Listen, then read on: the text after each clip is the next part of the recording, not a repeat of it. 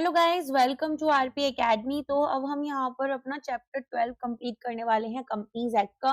तो चलिए स्टार्ट करते हैं। पहला क्वेश्चन है under section 173(1) every company shall hold the first meeting of the board of directors with in 30 days of its incorporation. Thereafter it shall hold a minimum of 4 meetings every year in such a manner that not more than dash days shall intervene between two consecutive meetings. सो बताइए इसका answer क्या होगा। तो यहाँ पर हमारे पास में आंसर रहेगा 120 डेज का। ये जो प्रोविजन है इंश्योर करता है कि जो हमारे बोर्ड ऑफ डायरेक्टर्स हैं वो एक्टिव रहें और एंगेज रहें कंपनी के मैनेजमेंट में, और मैंडेट करता है रेगुलर इंटरवल्स फॉर ओवरसाइट। तो पहली जो मीटिंग है वो आपकी 30 दिन के अंदर अंदर हो जानी चाहिए from days of incorporation. Subsequent meeting यहाँ पर 4 मीटिंग्स हर साल होनी चाहिए, ठीक है। ऑल्सो यहाँ पर जो मैक्सिमम गैप होगा किसी भी 2 मीटिंग्स के बीच में वो 120 दिन का होगा। अब ये जो 120 दिन का स्टैंडर्ड रूल है इसमें हमें 2 तरह के यहाँ पर एक्सेप्शंस हैं। पहला, small company, 1 person company, domain company, जहाँ पर एटलीस्ट एक meeting her half of a calendar year में होगी और मिनिमम गैप यहाँ पर 90 डेज का रखा जाएगा। और सेक्शन 8 नॉट प्रॉफिट कंपनी में 1 meeting with in every 6 calendar months होनी चाहिए।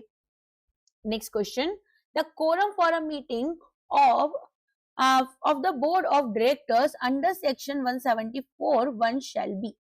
वीडियो पॉज कर एक बार ऑप्शंस पढ़ो आप अपने आप से और सॉल्व करो क्वेश्चन को।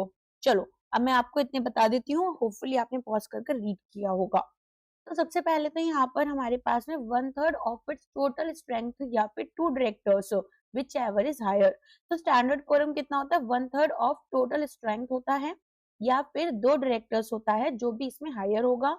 और अगर कोई फ्रैक्शन है 1/3 में तो उसको राउंड ऑफ कर 1 कर लेते हैं। अगर 4.33 है तो 5 कर लेते हैं, राइट। अब यहाँ पर पार्टिसिपेशन जो होगा वो आपका वीडियो कॉन्फ्रेंसिंग से होगा। अब वीडियो कॉन्फ्रेंसिंग में जो डायरेक्टर्स पार्टिसिपेट करते हैं वीडियो कॉन्फ्रेंसिंग के थ्रू, उनको यहाँ पर या other audio video visual means के थ्रू वो भी यहाँ पर पर्पस ऑफ कोरम लिए जाते हैं unless specified otherwise for certain restricted items. अच्छा, इंटरेस्टेड डायरेक्टर्स की बात करें तो if the number of interested directors those with a conflict of interest in a contract और अरेंजमेंट एक्सीड्स और equal 2/3 of the total strength, ठीक है। यहाँ पर इट इज एक्सीडिंग और 2/3 यहाँ पर होना चाहिए, equal to 2/3 of our total strength. जो रिमेनिंग डायरेक्टर्स हैं present in the meeting being not less than 2 shall be the quorum. अब एडजॉर्नमेंट यहाँ पर फॉर वांट ऑफ कोरम। तो अगर एक मीटिंग हमारे पास वांट ऑफ कोरम की वजह से नहीं रखी जा रही है तो ऐसे में अनलेस कि यहाँ पर आर्टिकल ऑफ एसोसिएशन ने कुछ और बोला है, जो हमारे पास मीटिंग है shall automatically stand adjourned to the same day at the same time and the place in the next week, ठीक है। तो यहाँ पर स्टैंडर्ड रूल कितना है, 1/3 स्ट्रेंथ या फिर हमारे पास में आपके 2 डायरेक्टर्स आ जाते हैं, ठीक है। और यहाँ पर फ्रैक्शनल कैलकुलेशन एडजस्टमेंट हो जाती है टू 1 और ओपीसी में 1 पर्सन कंपनी होते हैं। Shall section 174 does not apply if there is only 1 यहाँ पर आपके पास में डायरेक्टर, ओके। सो आपको याद रखना है 1/3 हमारे पास ये रहेगी। और हमारे पास में इंटरेस्टेड डायरेक्टर्स का याद रहेगा आपको। तो अगर 2/3 से ज्यादा स्ट्रेंथ आ गई तो remaining directors present at the meeting shall be the quorum.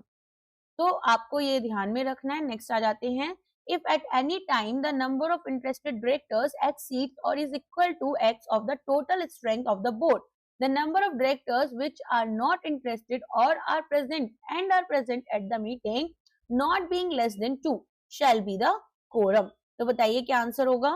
देखो section 174 clause 3 of the companies act क्या कहता है कि अगर number of interested directors at any time यहाँ पर 2/3 ऑफ टोटल स्ट्रेंथ है या फिर उससे ज्यादा है, तो ऐसी सिचुएशन में हमारे पास में, ठीक है, 2/3 ऑफ किसका, total directors of board of directors, quorum shall be the remaining directors who are not interested and are present at the meeting provided there are at least 2 such directors।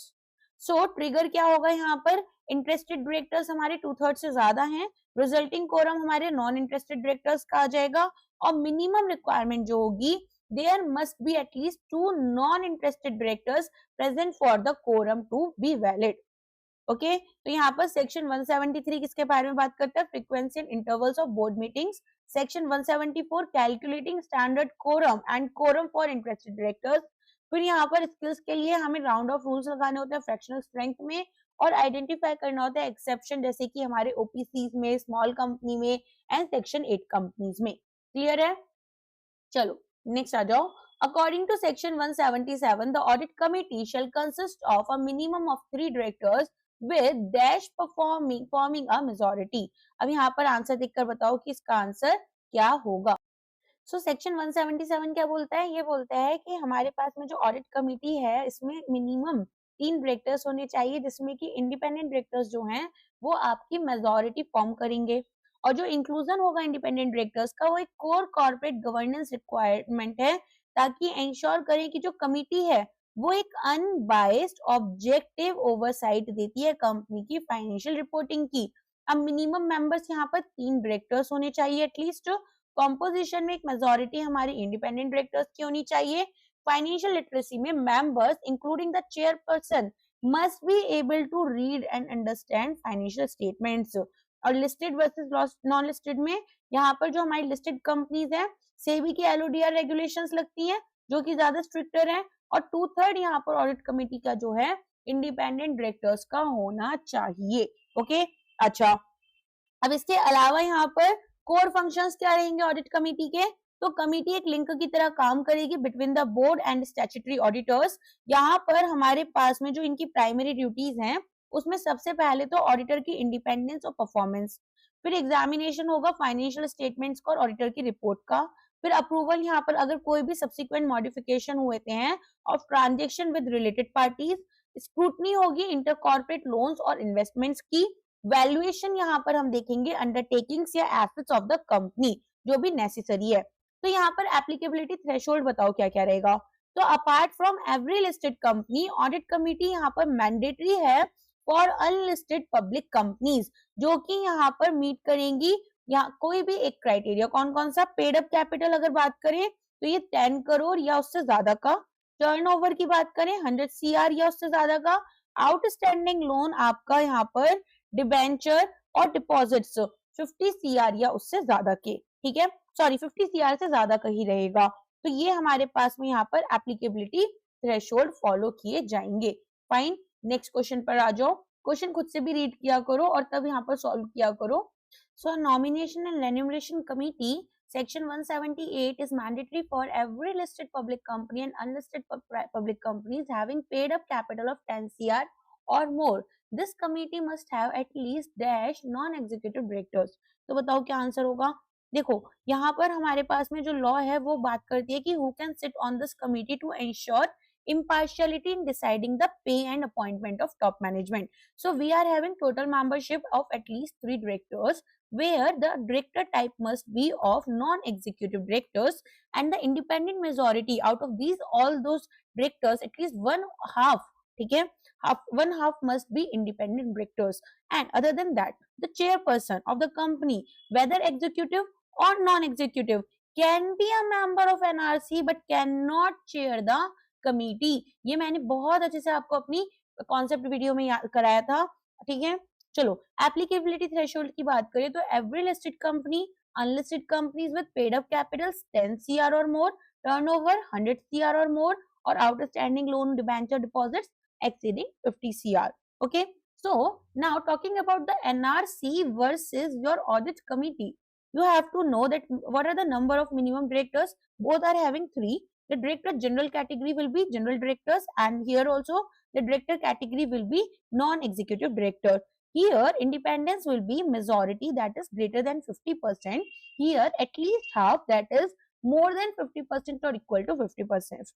Then focus will be financial audits, and here the focus will be appointment and salaries. Fine, clear है। चलो next आ जाते हैं। Section 179(3) lists power that the board of directors shall exercise only by means of resolution passed at meetings of the board. Which of the following is not one of these powers? बताओ। So section 179 यहाँ पर जो है ये company set का board of directors exercise करेंगे certain powers only by passing a resolution at formal meeting, they can not exercise these powers by circulation. Okay, तो यहाँ पर हमारे पास में क्या आंसर होना चाहिए बताओ। हमारे पास में यहाँ पर क्वेश्चन क्या पूछा गया है कि हमारे पास जो यहाँ पर पावर्स दी गई हैं वो only by means of resolution दी गई हैं, इनको पास किया गया मीटिंग्स ऑफ बोर्ड में, तो इनमें से कौन सी एक पावर यहाँ पर नहीं होगी। तो देखो हमारे पास कौन कौन सी पावर्स हैं, to make calls on share holders in respect of money unpaid on their shares, to authorise buyback of securities under section 68, to issue securities including debentures whether in or outside India, to borrow monies, to borrow money, to invest the funds of the company, to grant loans or give guarantees or provide security in respect of loans, to diversify the business, ठीक है, then to approve amalgamation, merger or reconstruction, and to take over a company or acquire controlling or substantial stake in another company.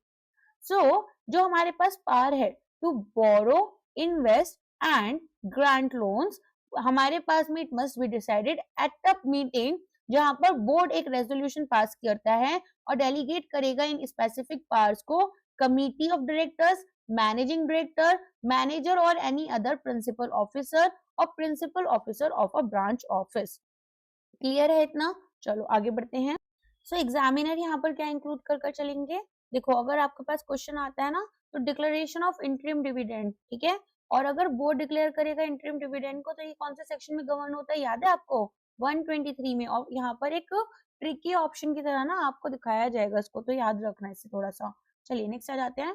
Under section 180 restriction on powers of board, the board can sell, lease और otherwise dispose of the whole or substantially the whole of the undertaking of the company only with the consent of the company via, देखो section 181A of the companies act, यहाँ पर board of directors जो हैं वो sale, lease या otherwise dispose करते हैं whole और सब्सटेंशियली, ठीक है, यहाँ पर whole of the undertaking only with the consent of the company by a special resolution.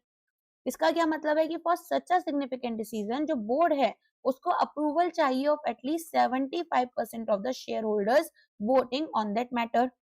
Section 180 में स्पेसिफाई किया जाएगा चार पावर्स जो कि बोर्ड एक्सरसाइज नहीं कर सकता without a special resolution pass in a general meeting.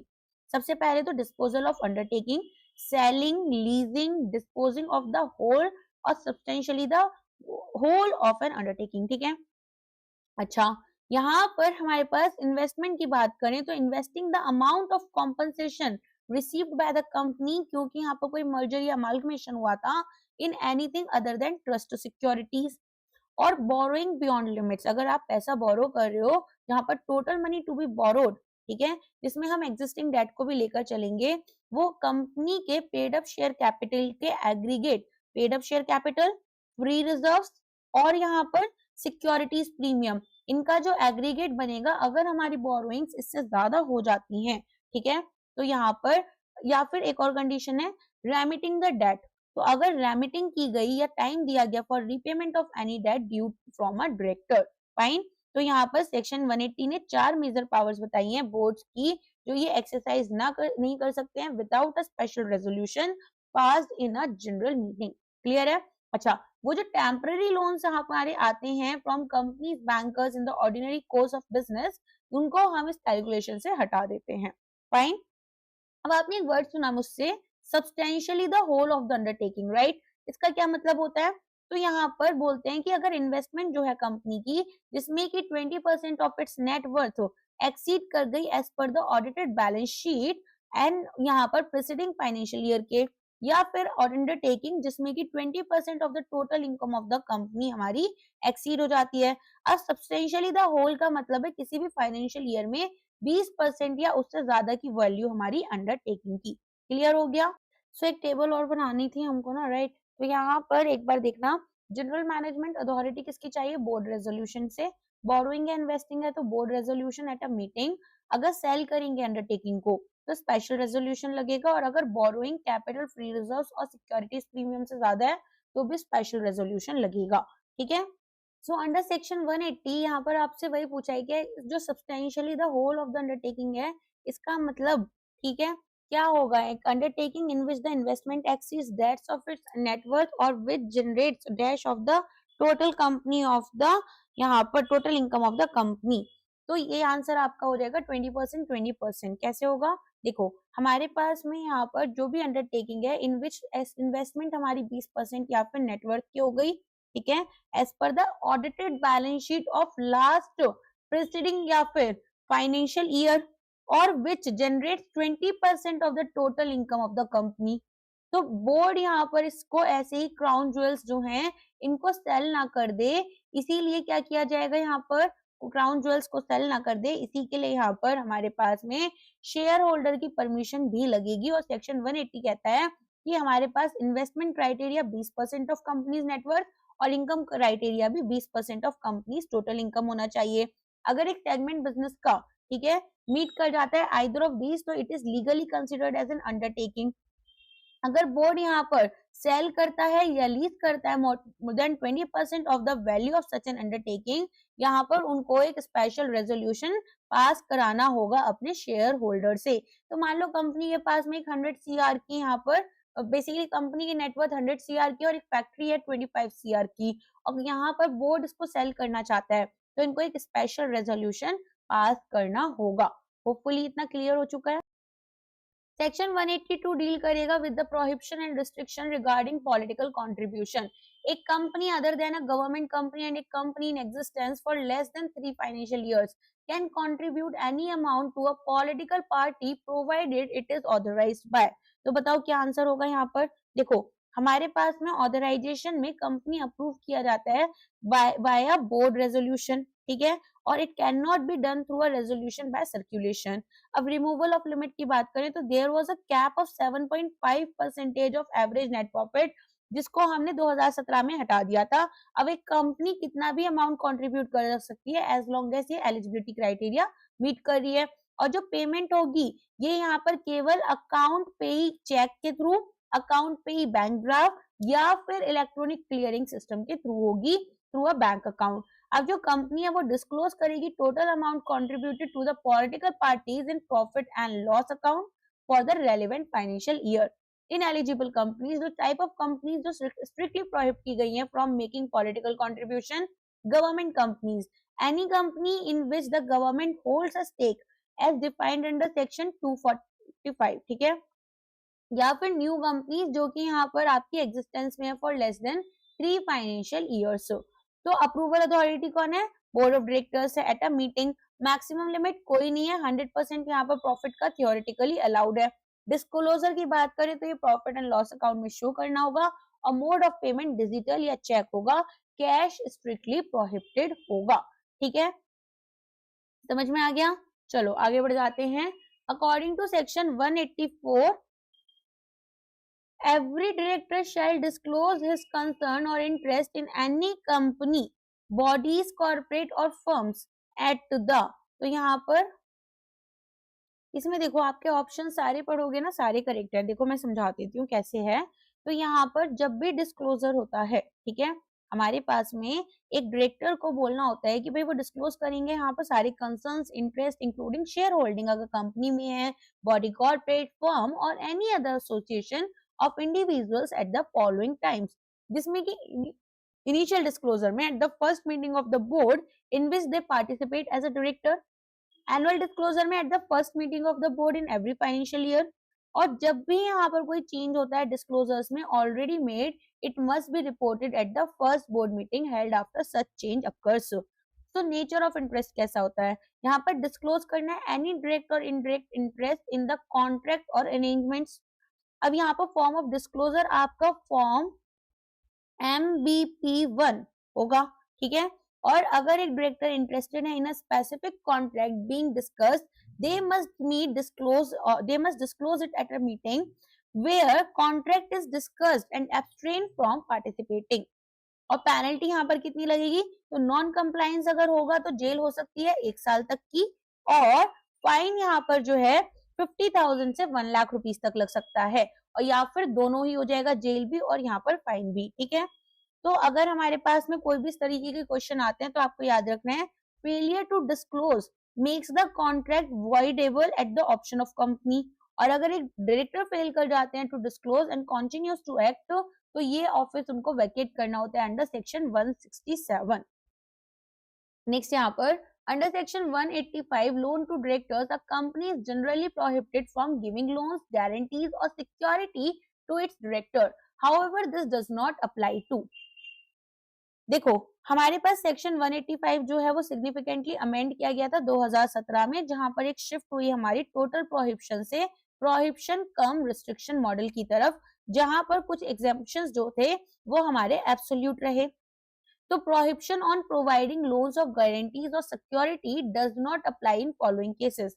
पहला, कंडीशन यहाँ पर ऑफ सर्विस, तो लोन्स अगर हमने दिए हैं टू अ मैनेजिंग डायरेक्टर या फिर whole time director as part of the condition of service extended by company to all its employees, loan यहाँ पर pursuant to any scheme approved by the members by a special resolution, या फिर ordinary course of business, company जो है वो यहाँ पर loan दे रही है ऑर्डिनरी कोर्स ऑफ बिजनेस में, जैसे बैंक या एनबीएफसीज है, प्रोवाइडेड की जो इंटरेस्ट रेट है, ठीक है, वो यहाँ पर आपका प्रिवेलिंग यील्ड ऑफ 1, 3, 5 और 10 ईयर गवर्नमेंट सिक्योरिटी से closest to the tenure of loan रहेगा।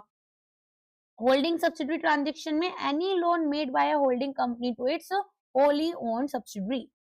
अब यहाँ पर कोई भी गारंटी अगर हमारी दी गई है या सिक्योरिटी प्रोवाइड की गई है by holding company in respect of any loan made to its a subsidiary company, तो ये हमारी यूज की जाती है by the subsidiary for its principal business activities. अब यहाँ पर हमारे पास में प्रोहिबिटेड और रिस्ट्रिक्टेड कैटेगरीज कौन कौन सी हैं, इंडिविजुअल डायरेक्टर्स और यहाँ पर हमारे उनके रिलेटिव्स, ठीक है, ये लोन नहीं दे सकते, गारंटी नहीं दे सकते at all unless managing director, whole time director employ terms हैं, और entities in which director is interested ये रिस्ट्रिक्टेड है, केवल एक स्पेशल रेजोल्यूशन पास किया जाएगा, और लोन्स यहाँ पर प्रिंसिपल बिजनेस एक्टिविटी के होने चाहिए, ठीक है। तो अब आप यहाँ पर देखें options, a loan to the managing director as the part of condition services extended to employees, तो ये हमारा करेक्ट हो जाएगा। बाकी यहाँ पर लोन टू डायरेक्टर या फिर हमारे पास में इनके ब्रदर के स्टार्टअप के लिए ये सब स्ट्रिक्टली प्रोहिबिटेड रहेंगे। अगर एक गारंटी देनी है for a loan taken by director from a private money lender, ये भी यहाँ पर आपका कैसा रहेगा, ये भी स्ट्रिक्टेड रहेगा, डायरेक्ट वायलेशन हो गया। और any loan as long as it is interest free, ये यहाँ पर इसको लीगल नहीं बनाता। Section 186 loan and investment by a company states that a company shall not give any loan or provide security exceeding dash of its paid up share capital, free reserves and securities premium account, or dash of its free reserves and securities premium account whichever is more। देखो हमारे पास में यहाँ पर section 186(2) जो है वो ये कहते हैं कि जो लिमिट है लोन और इन्वेस्टमेंट्स की वो 60 और 100% रिस्पेक्टिवली आपकी रहेगी, जिसमें कि हमारे पास में जो कंपनी का रूल होता है वो कंपनी रूल बेसिकली ये कहते हैं कि company shall not give any loan, guarantee, provide security और acquire securities exceeding 60% of its paid up share capital, free reserves and securities premium account, और 100% of its free reserves and securities premium account whichever is more। अब यहाँ पर कुछ की provisions हैं आपके section 186 से रिलेटेड, जैसे कि अगर मान लो कोई कंपनी यहाँ पर चाहती है कि वो इन लिमिट्स को एक्सीड कर दे, तो इसको प्रायर अप्रूवल लेना होगा स्पेशल रेजोल्यूशन के थ्रू, जो कि जनरल मीटिंग में पास होगा। अप्रूवल में भी बोर्ड अप्रूवल, अनोनिमस यहाँ पर आपका यूनानिमस सॉरी कंसेंट लगेगा सभी डायरेक्टर्स का present at a board meeting, ठीक है, फॉर एनी लोन और investment regardless of that amount. Public financial institutions अगर होते हैं इनका अप्रूवल यहाँ पर लगेगा, तो अगर लोन या इन्वेस्टमेंट 60% या 100% की लिमिट क्रॉस कर जाती है या डिफॉल्ट हो जाता है आपके रीपेमेंट में इन यहाँ पर public financial institution instalments. Fine.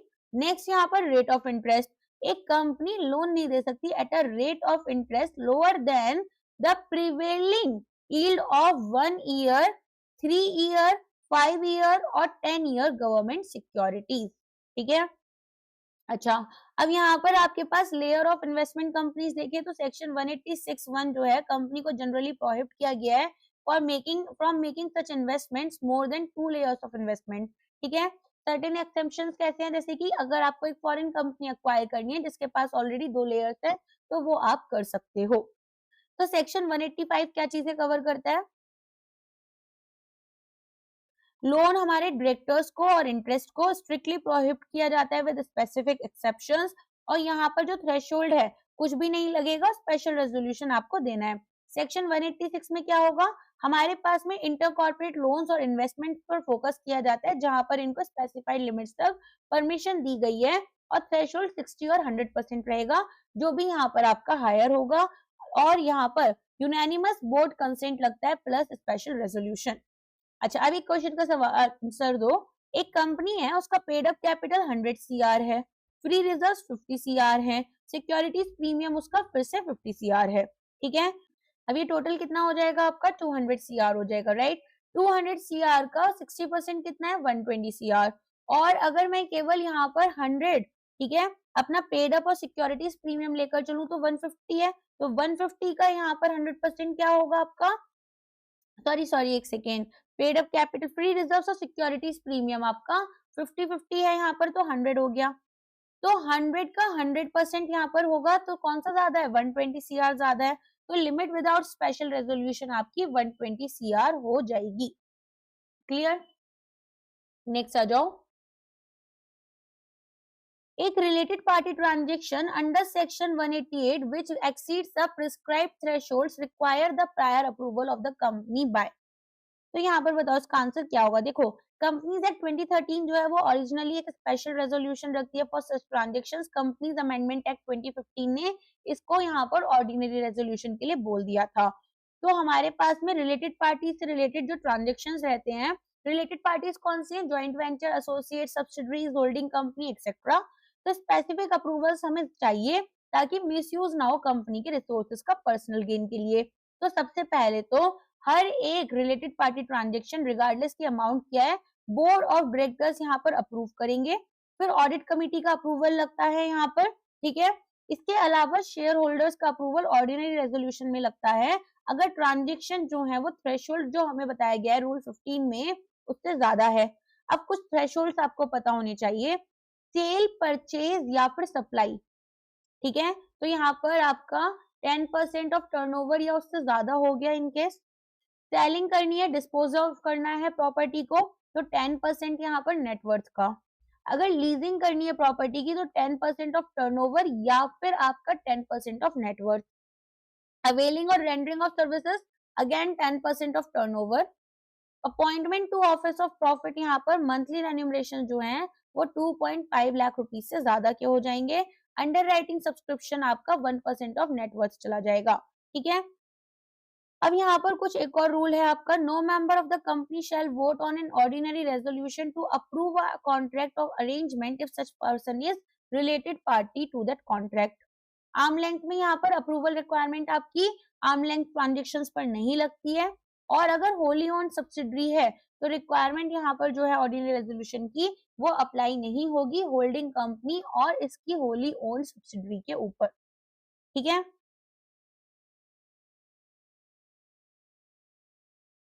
The whistle mechanism or whistleblower policy under section 177(9) is mandatory for, बताओ किसके लिए मैंडेटरी होगी है, इन सभी के लिए मैंडेटरी है, ठीक है। तो यहाँ पर हमारे पास में विजल मैकेनिज्म क्या, एक मैंडेटरी कॉर्पोरेट गवर्नेंस रिक्वायरमेंट है जिसमें कि डायरेक्टर्स को और एम्प्लॉयज को अलाउ किया जाएगा कि वो रिपोर्ट करें जेन्युइन कंसर्न्स और अनएथिकल बिहेवियर।